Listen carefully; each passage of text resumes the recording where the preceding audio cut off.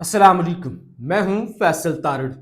महमूद खान अचकजई जो पिछले कुछ अरसे से मंजर आम से गायब थे, सोशल मीडिया पे आवाज उठाई जा रही थी, इश्तिहारात लगाए जा रहे थे तलाशे गुमशुदा के।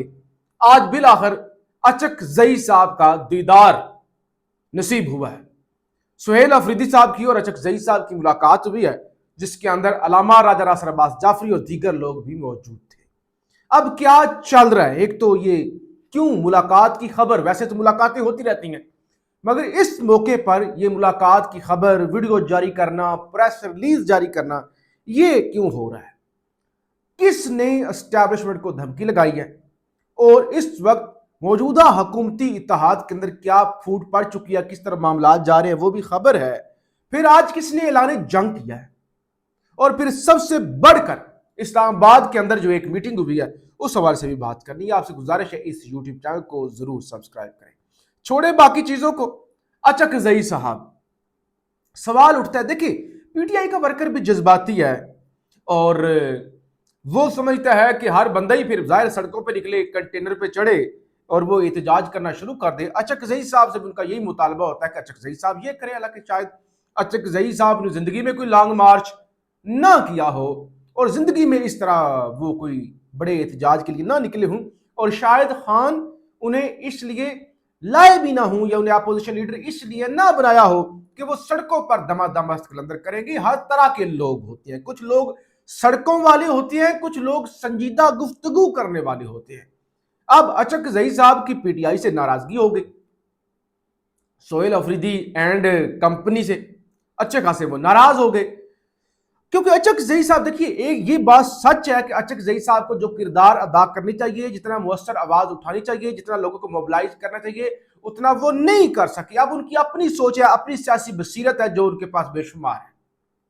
और दूसरी तरफ पीटीआई का जो वर्कर है, उसका जो गुस्सा है वो भी जायज है। तो लिहाजा ये जो अचकजई साहब है, अलामा साहब है, ये ऐसे ही मतलब बात बात पे रूठ जाना कि हमें ये कह दिया, सोशल मीडिया पे हमें ये कहा गया, फलानी बात हमसे पूछी नहीं गई, फलानी हमें बताई नहीं गई, तो ये एक इररेलेवेंट, गैर जरूरी बातें होती है। लेकिन अचकजई साहब क्योंकि सोहेल अफरीदी साहब से नाराज थे, जो मर्दान के अंदर जलसा हुआ, उन्हें एतमाद में नहीं लिया गया, और इससे पहले की भी बहुत सारी चीजें थी जिस पर उन्हें एतमाद में नहीं लिया गया, तो आज वो मिलने के लिए आए हैं अचकजई साहब को, जिसकी प्रेस रिलीज भी जारी की गई है। मुलाकात के दौरान साबिक वज़ीर-ए-आज़म इमरान खान की सेहत और इलाज, कानूनी दस्तावेजात पर दस्तखत और हक के इंसाफ तक रसाई से रोके जाने, और उसके बाद आइंदा का बजट और सूबाई हकूक, मुल्क की मजमूई सियासी सूरत हाल और सियासी इंतकाम पर मबनी मुकदमात पर तफसीली तबादला ख्याल किया गया।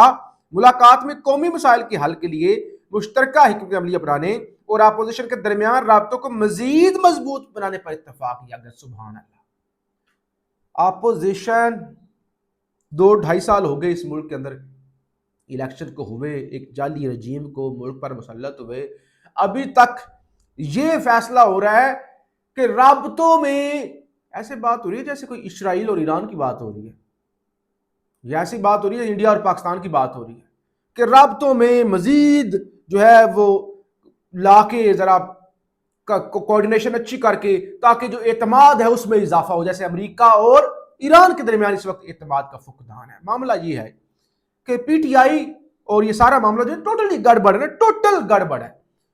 अचकजई साहब को लगता है कि ये इन्होंने केपीके के अंदर प्राइमरी स्कूल खोला हुआ है। अचकजई ये कह भी चुके ना कि यार ये क्या, ये खान ने क्या केपीके के अंदर प्राइमरी स्कूल खोल दिया है।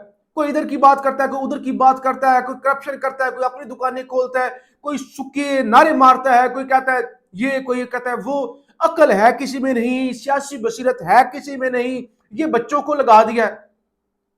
बात भी ठीक है, ठीक है, नौजवानों को भी सियासत करनी चाहिए, लेकिन तजर्बा बसीरत वो बड़ी अहम होती है। ये बढ़ के मारते हैं, इधर एक बड़क मारी, उधर दूसरी बड़क मारी, कोई बसीरत नहीं, कोई नॉलेज नहीं। खैर, बड़ों में भी आजकल इतना ज्यादा नहीं है, लेकिन अचकजई साहब का एक अपना लेवल है।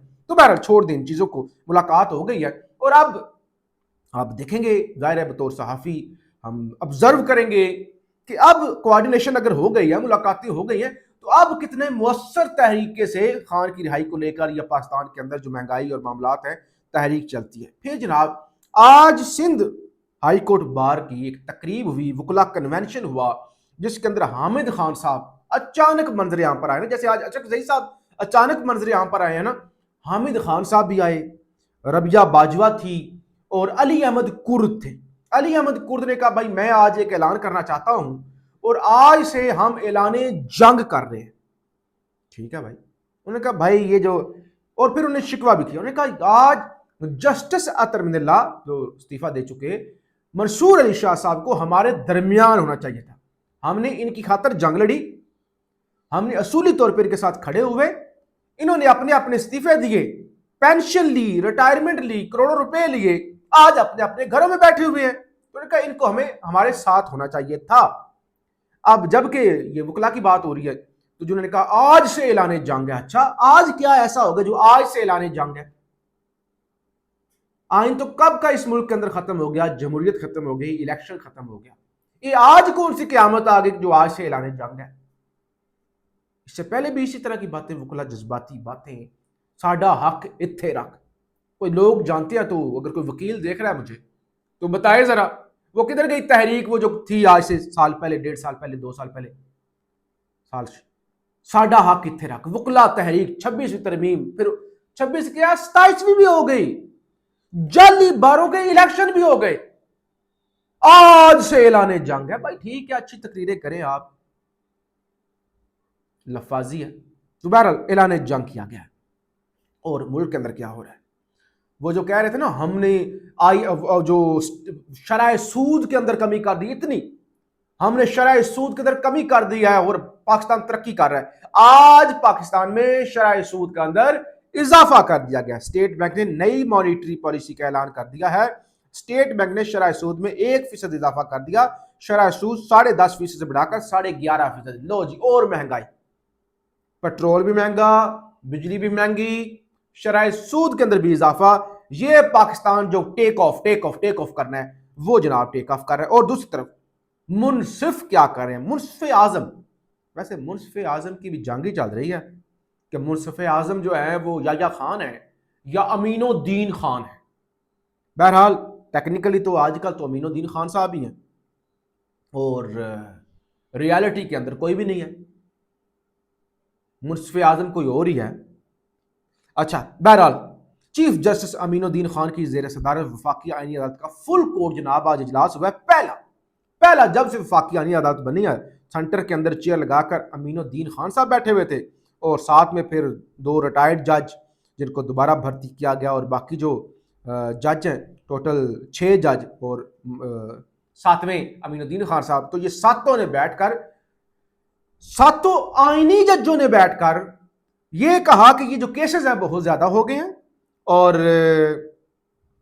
एक दूसरे को सराहा, साथ बैठे सातों ने एक दूसरे को सराहा कि भाई क्या बात है, हम बहुत अच्छा काम कर रहे हैं, हम बड़े स्पीडी मुकदमात सुन रहे हैं और इसी तरह इसी जज्बे के साथ हम जो है काम वो जारी रखेंगे और हम आगे बढ़ेंगे और हम जो है वो किसी तरह। अच्छा छोड़ दे, मैं बात कर रहा था शराय सूद वाली। अभी मेरे सामने एक और खबर आ गई है।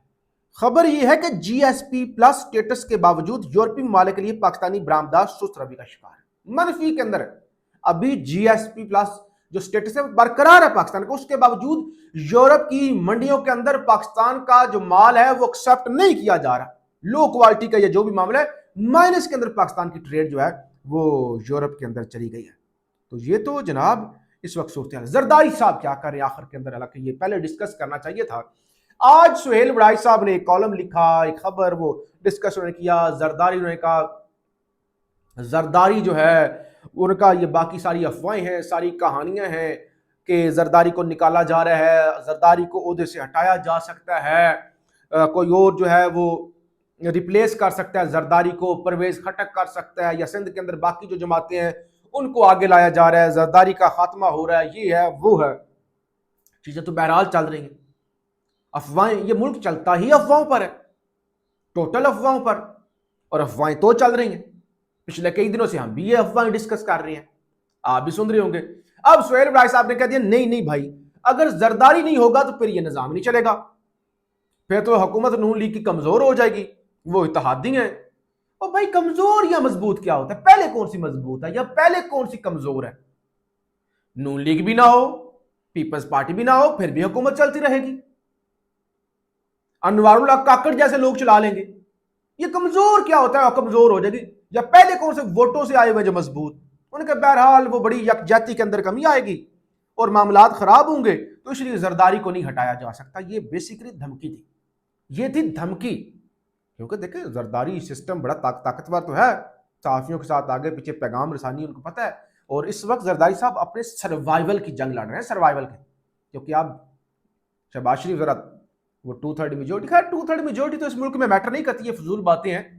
जब किसी ने कुछ करना हो 5 मिनट में हुकूमत फारग, 5 मिनट में हुकूमत बन गई। तो बहरहाल बहरहाल अब धमकियां जरदारी साहब अपने सर्वाइवल के लिए, और आइंदा आने वाले दिनों में और भी ये इस तरह की चीजें आएंगी, ऐसा हो जाएगा वैसा हो जाएगा, तो कुछ ना कुछ चल रहा है। अगर ये इस तरह की चीजें आई हैं सुहेल वड़ाइच के जरिए कि फिर निज़ाम नहीं चल सकेगा, ऐसा नहीं हो सकेगा, वैसा नहीं हो सकेगा, तो इसका मतलब है कुछ तो है। ये अफवाहें जो है ऐसी ही अफवाहें नहीं है कि अफवाहों पर जो है वो सुहेल वड़ाइच जैसे लोगों को कहा जाए कि आप जाकर क्लैरिफाई करें या आप जाकर धमकियां लगाएं कि अगर ऐसा हुआ तो ऐसा हो जाएगा। बहरहाल ये जो भी मामला है हम आपको रिपोर्ट करते रहेंगे, फीडबैक जरूर दीजिएगा। पाकिस्तान जिंदाबाद।